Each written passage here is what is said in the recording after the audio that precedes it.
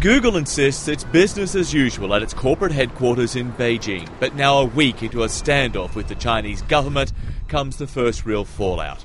The internet giant, along with Samsung and Motorola, have announced they're delaying indefinitely the launch of 2 new cell phones which run Google software known as Android. One source says the reason for the postponement, the current uncertainty over Google's future. Google threatened last week to close down its operation in China because of cyber attacks on the Gmail accounts of human rights activists, as well as the larger issue of self-censorship. But closing up shop could be potentially costly. China's internet market is huge, almost 400 million users, but almost twice as many people own cell phones. If Google's China search engine is offline, that could interfere with the operation of Google phones. Still, analysts say Google, a company with "Don't be evil" as a motto, may have had no choice. Google has its reputation at stake.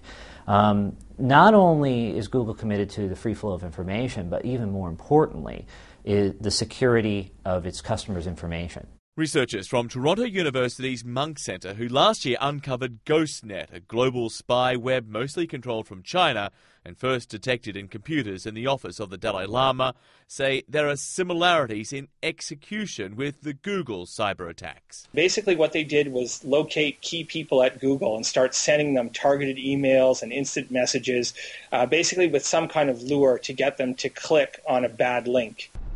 The Chinese government would not confirm if Google has asked for talks over continuing to operate its search engine here.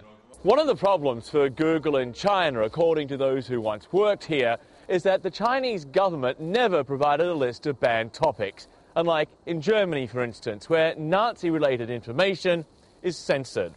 Analysts believe that when Google sits down and talks to officials here in Beijing, the internet company might push to move away from a self-censorship approach and ask for an open declaration of all topics and issues which are off-limits to China's communists.